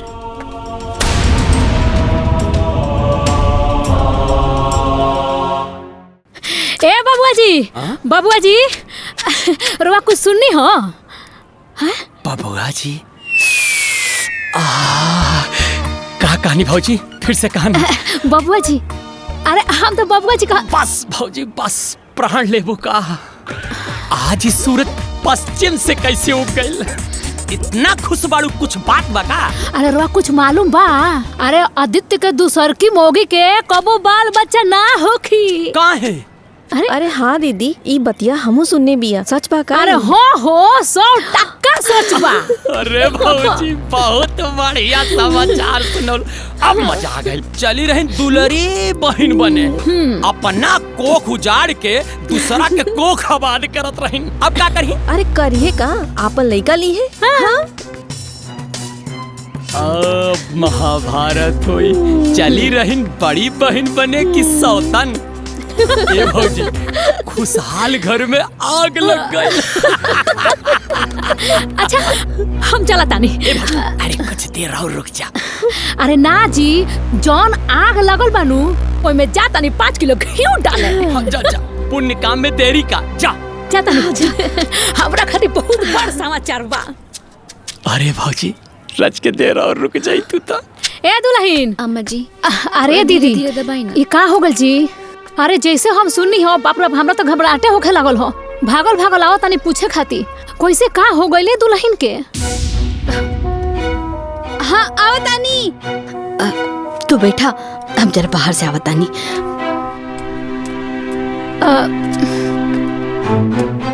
दुल्हन, अब ठीक बाड़ो नो? हाँ चाची जी, ठीक बानी, पहले से बहुत आराम बा। अब का ठीक रहबू हो? अरे भगवान तो तहार जिंदगी उजाड़ देहले। बताओ, अब तो कोनो लइके फइके ना होई। भगवान के भी नु तारा संगे इतना अन्याय ना करे के चाही।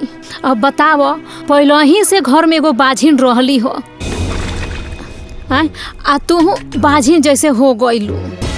ऐसा काहे कहतनी चाची जी, हम बाज बानी? ना, हमार कहे का मतलब ऊ नहीं खे। अरे हम तो ई कहतानी, भगवान इतना सुंदर सोना खान तार के बेटा देले बाड़े, आ तू वो बेटा के दूसरा के दे घलू। अब देखो, तोहरे बेटा लेके केंगो बेटा वाली भइल बाड़ी। ठीक बा। आ तू यहाँ बाझ नहीं हो, टुकुर टुकुर निहार तारू। ए दुल्हन, उतारा नु अपना बेटा के ना देवे के चाहत रहल। अरे हम तो कहतानी कि तू अपन बच्चा ले लो। बाबू हमार राजकुमार, हाँ अच्छा से पढ़ाई करिए। बस चाची जी बहुत हो गई। अरे चुपा जाए न तो हमरा मुंह से कुछ उल्टा सीधा निकल जाए। अरे हमके और हमदर्दी ना चाहिए, अपन हमदर्दी रो अपने पास रखी। अरे खिसियात का बाड़ू आय हमरा जौन मोन में आयल हो तौन कह देनी हो।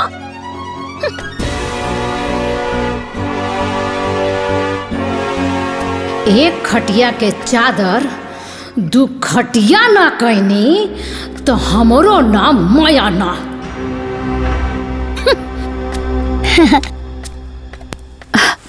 अब ना खाइल जाई बबनी, अब ना खाई। माई ए दुल्हन थोड़ा सा और खा ला ना, बहुत दवाई खाए के बा। अरे अम्मा जी अब ना खाइल जाई ना, थोड़ा सा खा ला। हाँ ए दुल्हन, अरे खूब खाइल पियल करो, देह में ताकत रही तो जल्दी स्वस्थ हो जाइबू। उ कहनो कि दीदी हमरा घर में नूने और आ गइल बा, तो सोचनी हा कि रोवा घरे जाई आ निमकवा ले ले आई आ इनकर तनी हाल चाल भी पूछ ले आई। बहुत बढ़िया कइलू हा। जा बड़की किचन में बा, वहाँ से ले ला। ठीक बा, तू आराम कर। बड़को ए बड़को तनी एक कटोरी नून दो ना, जैसे हमार आई नु हम लौटा दे। अरे ले ला चाची, एमे लौटावे के कौन बात बा, अभी देते तानी रुकी। अरे केहू से लिहल सामान तो लौटा ही के नु पड़ेला। और वैसे भी जे कर्जा देला ओकरा जहिया घटेला तहिया मांगियो लेला। ए दुल्हन बुरा ना मानो तो एगो बात कही। बोली। देख छोटकू के तो अब बाल बच्चा होखबे ना करे, भगवान ना करस काल के अपन बेटा मांग ली हैं तो हार गोद तो फिर से सुन हो जाई। ना ना चाची ऐसे नहीं हो सकत। अरे दुल्हन तू बहुत साफ दिल के बाड़ू, तेरा दिल में कोनो छल कपट नहीं खे, बाकी तू दुनियादारी के जानत नहीं खू। हमरा बात से तू सतर्क हो जाई हो, एक ना एक दिन अपन खून अपना खून के खींचिए लेला। हाँ अच्छा द हम चलता नहीं।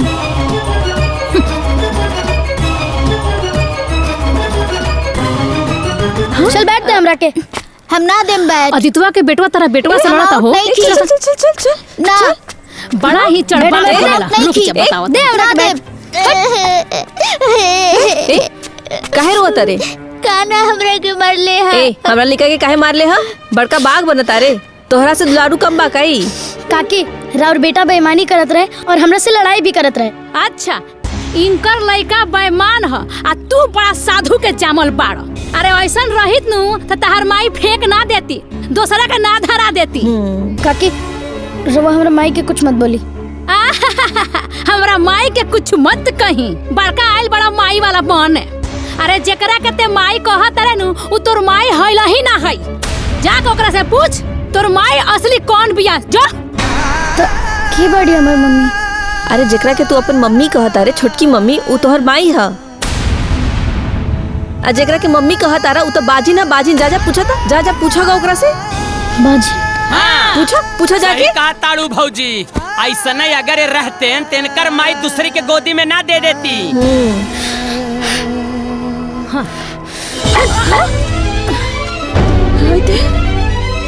अरे का भइल? अरे हमर लाल का भइल? काहे रोत बाड़ा? का भइल बेटा, काहे रोता रहा? कहीं चोट वोट तो नहीं लग गई? हाँ अरे का भइल, रोत काहे बाड़ा? केहू मरलस त ना बाबू, कहीं गिर त ना गइला? हाँ भूख लगल बा, चला तोहरा के खाना खिया दी। ना ही हमरा के भूख लगल बा और ना ही हमरा के केहू मरले बा और ना ही हमरा चोट लागल बा। तो हमर लाल रोत काहे बाड़ा? हाँ दादी पहले तो हमरा के ही बतावा कि हमार असली माई के हई। हमार असली माई मम्मी है कि छोटी मम्मी? अरे बेटा तुहार असली मम्मी दीदी है, बाकी तो बेटा सबकर हुआ ना, यही से तो के सब क्यों प्यार करेला। अब चुप हो जा, मत रो। अरे तू हमार बेटा बड़ा बाबू, हमार बेटा आवा। हम तोहर मम्मी है। हम एकरा की बात के बतावलस कहीं चुटकी था। छोटी मम्मी हमार असली मम्मी के बाड़ी? अरे बाबू, हम सच कहता नहीं, तुहार असली मम्मी हम बानी। हाँ बेटा, तुहार असली मम्मी तुहार छोटी मम्मी बाड़ी। ना बाबू ना, तुहार असली मम्मी हम बानी। ये लोग तोहरा के बहकावत बाटे। ना बाबू, हम सच कहता नहीं, तुहार असली मम्मी हम बानी। अरे देखी ना जी, एक काका कहत बा लोग कि बाबू के असली मम्मी बाड़ी। ये हमार बच्चा के झूठ साथ सिखावत बाड़ी, भड़कावत बाड़ी। अरे एमे भड़कावे वाला कौन बात बा? सही बात बाटे कि कान्हा इनकरे बेटा बाड़े।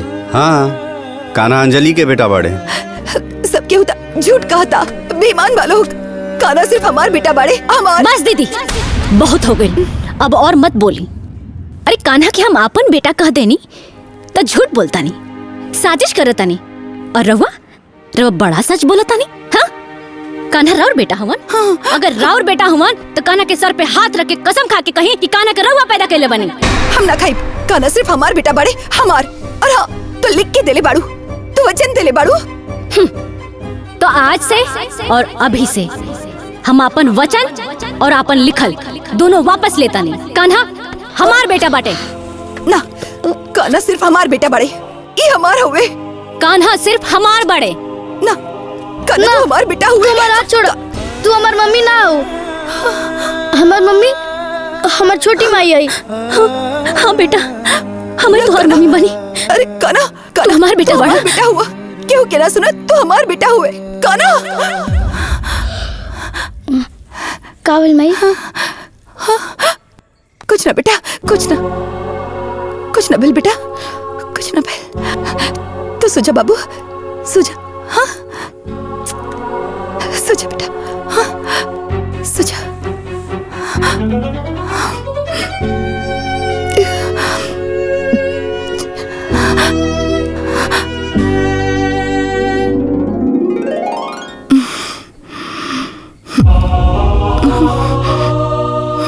कान्हा, कान्हा, कान्हा, कान्हा। हमारी प्यारी छोटी माँ। इन्हें आवा, चला। तोरा के स्कूल जाए में देरी होता ना, हम तोरा के तैयार कर देत बानी। हाँ, बड़ी माँ, लेकिन छोटी माँ तो तैयार करते बड़ी ना हमरा के। हाँ दीदी, हम तैयार कर देता नहीं। तू तो चुपे रह छुटकी। तोरा के पता बानू कि तू बीमार बाड़ू, बच्चा के पास ना रह के चाहिए। अरे कुछ हो हवा गई था। दीदी, दुल्हन, इका बोला तारू, कौन बीमारी भइल बा छुटकी के? जितना फिकर तोहरा के बाना लइका के, उतने फिकर ओकरो बा। कुछ भी हो जाए, बच्चा से दूर रहिए तो ठीक रही। चले बाबू, तैयार होके के बाना। चले चल अंदर, चला जल्दी। चल चल चल चल।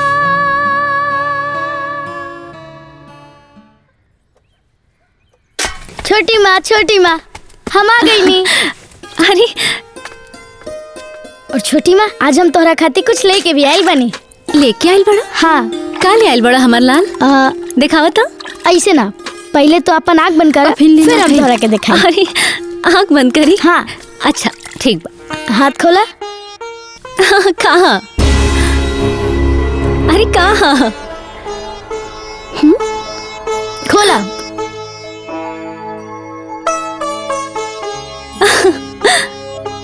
चॉकलेट?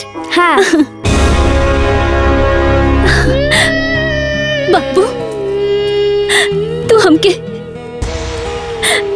कितना मानेला, कितना मानेला, कितना मानेला बाबू।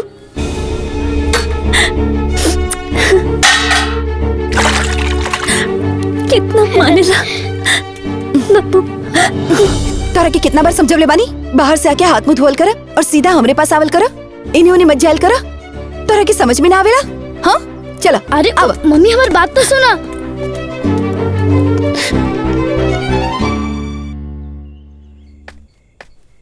हमरो के भूख लागल बा, हमरो के खियावा ना। खियाई? अब बाबू ई झूठ बाटे। अरे तो का हो गई, हमरा खाए के बा, तू हमरा के खियावा। अरे तू दूसर जाके खा ला जा, मम्मी तो के खाना खिया दी है। जा उनके हाथ से खा लो। ना, हम तोहरे में खाई और तोहरे हाथ से खाई। अरे बाबू तू हमार बात माना ना, ई झूठा बाटे, हम कैसे खियाई तोहके? हम जान गनी कि तू हमरा से ना प्यार करेलू, ऐसे तो हमरा के नहीं खुखियावत ना। ना बाबू ना, हमार लाल तो से बहुत प्यार करीले, ऐसा मत कह। हम अब लाल से प्यार ना करब तो क्या करो से करब? हम तो से बहुत प्यार करीले। तो खियावा ना। हाँ बेटा हम खियाए। अब बेटा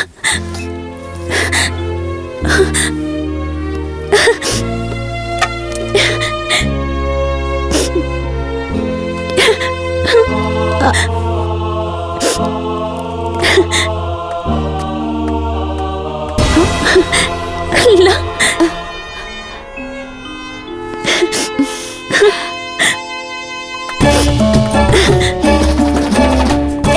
सुनो, तोरा के कितना बेर समझवले बानी केहू के झूठ नहीं के खाए के ना, तोरा के दूसर खाना ना मिलेला। जाए दी ना दीदी, बच्चा बाड़े। अच्छा ठीक बा, ई तो बच्चा बाड़े, पर तू तो समझदार बाड़ू ना, तोरा समझ में ना आवेला अपन झूठ खिला देलू, हमार लेका की जिंदगी खराब करत बाड़ू। दीदी ऐसा मत कहीं, बस करा दुल्हन। बहुत बोला तारू, बहुत हो गए तोहार। अरे केकरा के ममता की पाठ पढ़ाओ तारू? हाँ, जितना ममता और प्यार तोहरा दिल में बा ना, उतना ही ममता प्यार सब केहू के दिल में बा।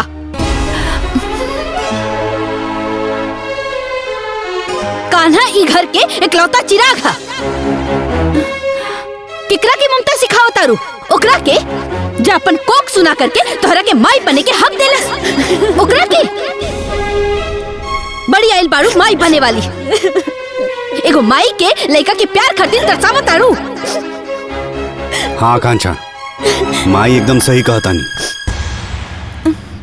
तोहरा अंजलि के त्याग के ना भूले के चाहिए, तहरा ना भूले के चाहिए कि अंजलि सिर्फ तहरा खुशी के खातिर अपन कोक बांट देली। त्याग त्याग त्याग, सुन सुन के हमार कान दुखा गइल बा। अगर ये त्याग कैले बाड़ी तो हमहू त्याग कैले बानी, और ये अगर अपन कोक दान देले बाड़ी तो उससे पहले हमहू अपन सुहाग के दान देले बानी। और हाँ, केहू के कोनो एहसान नहीं खे, गाना पे सिर्फ हमारा अधिकार बाटे, हमारा अधिकार बा। हाँ दीदी, कान्हा राउर बाड़े और राउए ही रही हैं, लेकिन लाड प्यार तो सब केहू कर सकेला ना। ना, बिल्कुल ना, काहे कि तोहार नियत ठीक नहीं खे। तू हमार बेटा के लाड प्यार तका, तू हमार बेटा के पास आवे लायक भी नहीं खू। चल बेटा, चल अंदर, चल। बहू, बात तो सुना।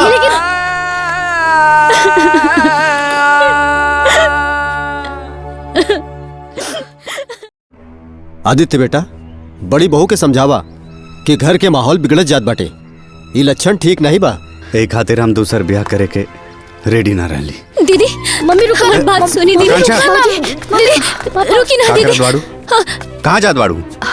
हम अपन बच्चा के लेके तू लोग से दूर अपन मई के जात बानी।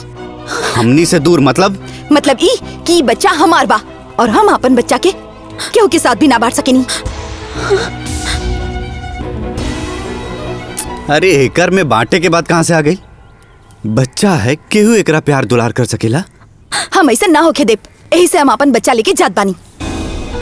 ए दुल्हन, का लड़का नियन जिद गईले बाड़ू? ई लड़का पे खाली तो हार हक नहीं खे, हमनी के भी हक बा। हमरे खानदान के वारिस पाई, हम एकरा के कहीं ना ले जाए दे। तो ए तरह अपन मनमानी ना कर सकेलू। अम्मा जी, रउआ शायद भुला गइल बानी, ई बच्चा पर लीगली हक हमार बाटे। और हाँ, अगर याद नहीं खे तो ये देख ली। दीदी कान्हा राउर बड़ और रवे ही रही है, क्यों कान्हा के बाटत नहीं के। बाकी हम रवा से हाथ जोड़ के एक विनती करतानी, कान्हा के हमरा से दूर मत करी, दूर मत करी, ना तो हम जीते जी मर जाए। हाँ बहू, ऐसा मत करा, कान्हा के हम लोगन से अलग मत करा। परिवार के खुशी में आग मत लगावा। भौजी मान जाई ना, मत जाई।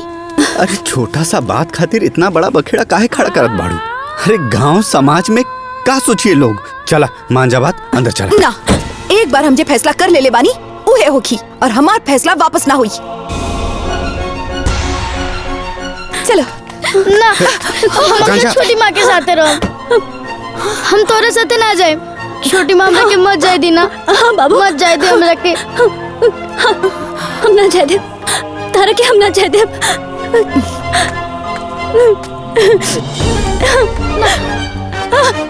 बाबू, छोटी माँ, बाबू, मम्मी, कान्हा, कान्हा।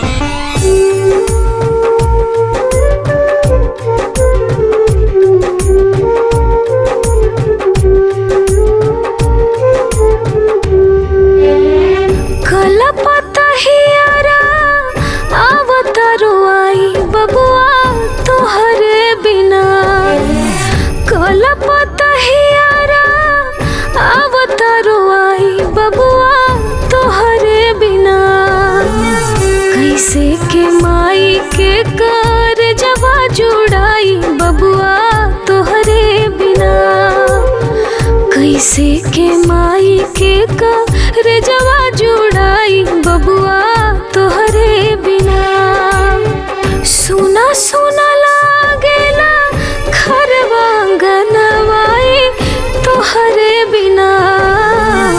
कैसे के माई के कर जवा जुड़ाई बबुआ तोहरे बिना। कैसे के माई के कर जवा जुड़ाई बबुआ तोहरे बिना।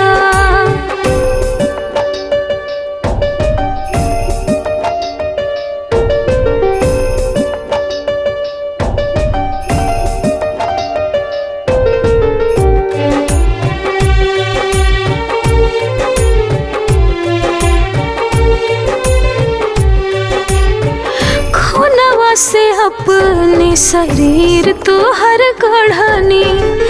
9 मास कोखिया में तोहरा के पलनी। अइला जिंदगी में हमरे लेके खुशियन के मेला। तोहरे बिना जग सोना हम तो हो गईनी अकेला। घुट घुट के मर जाए घर ही में माई बबुआ तोहरे बिना। कैसे के माई के कर जवा जुड़ाई बबुआ तोहरे बिना। कैसे के माई के कर जवा जुड़ाई बबुआ तोहरे बिना।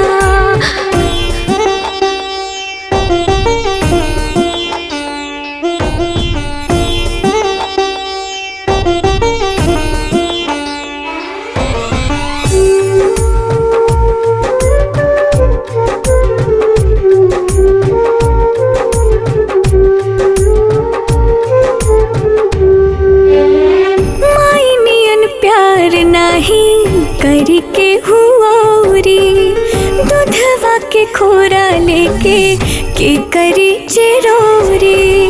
जल्दी ले जा तो आए अपना लगे मोरी माई। अपने अचरा सुतावा हमके लोरी सुनाई। छोट बाटे बबुआ तोहार कैसे रह पाई माई तोहरे बिना। किकरा की कही माई माई बुलाए माई तोहरे बिना। किकरा की कही माई माई बुलाए माई तोहरे बिना।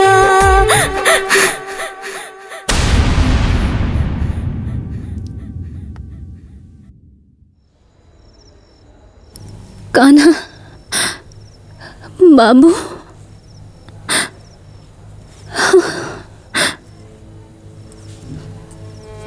हमार लाल कहाँ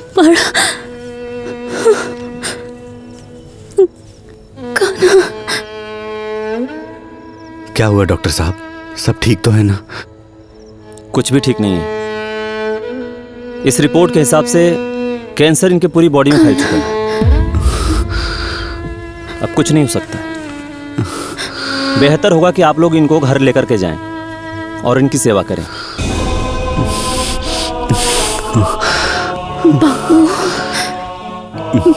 डॉक्टर साहब, कुछ तो उपाय होगा जिससे इनकी थोड़ी तकलीफ कम हो जाए। हाँ, एक काम करिए, एक बार इनको इनके बच्चे से मिलवा दीजिए, शायद तकलीफ थोड़ी कम हो जाए।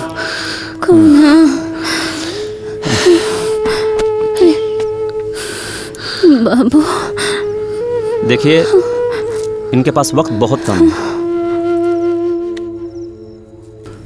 हमार लाल कहाँ बा? हमार लाल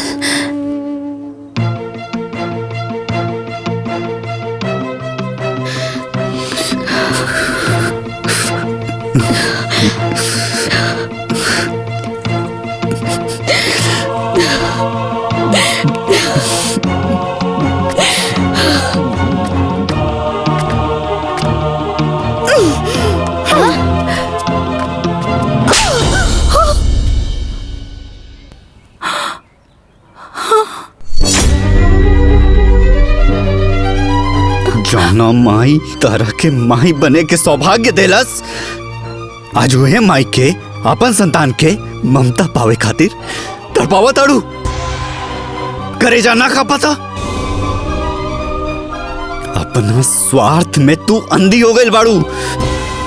सब खेल धरल भुला गिलू जे अपन को के उजाड़ के तोहरा गोद आबाद कर देलस। अपन हर खुशी तारा के दे देलस। आज ओकरे जीवन में वो कतरा कतरा के खुशी खातिर मोहताज बाड़ी, सिर्फ तारा वजह से। जीवन भर तारा के बड़ बहन के प्यार देलस, अपन संतान तारा गोद में दे देलस, तारा के नया जीवन देलस, और आज खुद आखिरी सांस लेत पानी। अपन बच्चा के आखिरी बार देखे खातिर तड़पत बाड़ी। लेकिन लगता कि तारा चलते होकर आखिरी इच्छा भी पूरा ना हो पाई। अरे तू कैसन माई बाड़ू जे एक माई के दर्द के ना समझ सकेलू? ना ना, तू माई कहाई के लायक ही नहीं खू। अरे तू एक बेटा के तड़प ना समझ सकेलू? कैसन माई बाड़ी तू?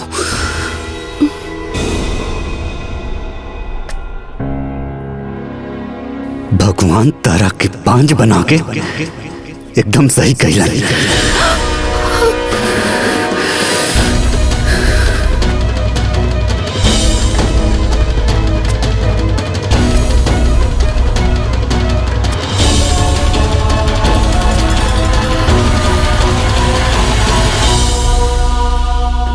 कान्हा, कान्हा, हमारे कान्हा कहाँ बड़े? कान्हा, दवा खा ला, तुहार पीड़ा ठीक हो जाए। हमार दवाई एक के बाटे आमा जी। कान्हा के देख ली तब हमार मन के सब पीड़ा दूर हो जाए आमा जी, दूर हो जाए। बस एक बार हमके हमरा कान्हा से मिलवा दी अम्मा जी। बस एक बार हम अपना कान्हा के एक झलक देख ली अम्मा जी। अम्मा जी, ए दुल्हन घबरा मत। आदित्य गई बड़े कान्हा के लिवे खातिर। कान्हा ना बस आते होके यहाँ के गल बन लिया हमर कान्हा आवता, हमर लाल आवता। हमार कलेजा के टुकड़ा होता हमार लाला होता रे बाबा जी। अब हम जी जाए बाबा जी, अब हम जी जाए। जी जाए हमार बच्चा।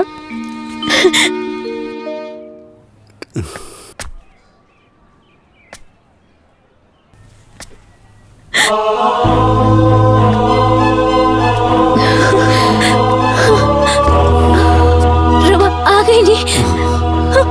अकेले आई बनी। कान्हा कहाँ बड़े? कान्हा कहाँ बड़े? उनका केना लेनी? हाँ कहाँ बड़े कान्हा? कान्हा कहाँ बड़े? बताए ना उना आइले। हाँ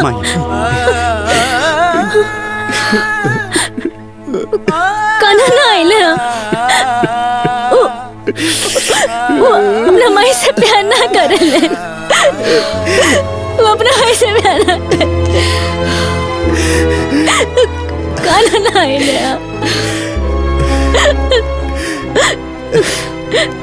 कान्हा कान्हा कान्हा अंजलि अंजलि अंजलि उठा दुल्हन अंजलि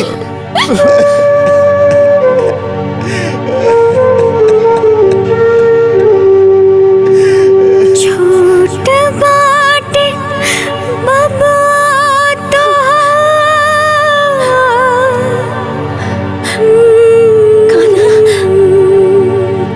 छोट बाटे बाबा तो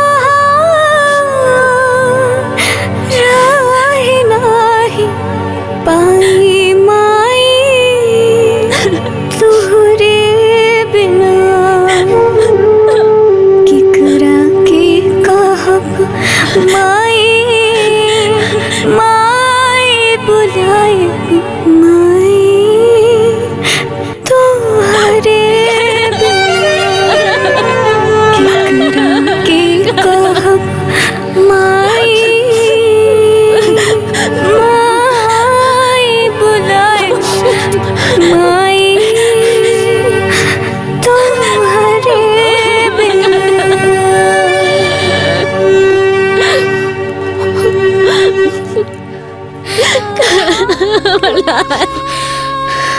बाबू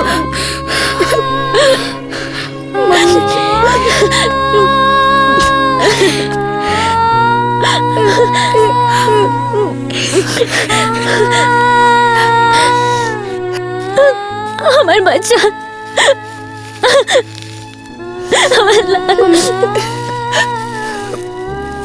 मम्मी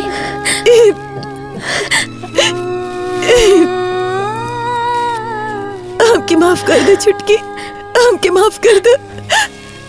हमसे बहुत बड़ भूल हो गए रहे।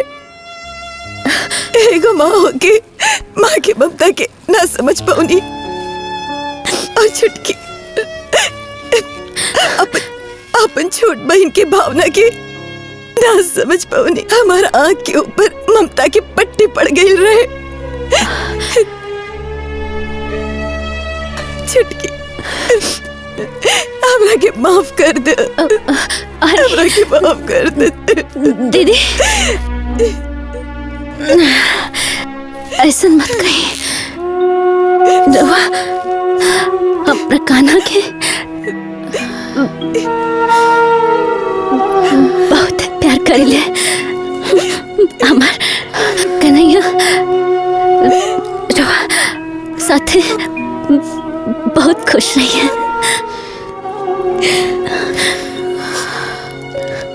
बहुत खुश रही है रवा।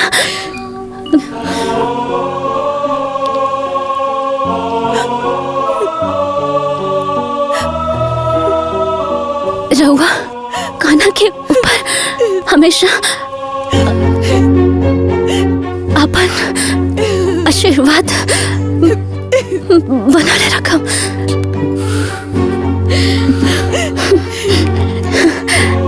बनाले रखम, बनाले रखम।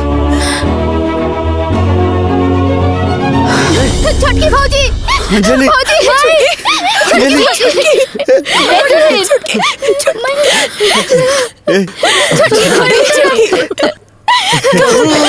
क्या हो गई?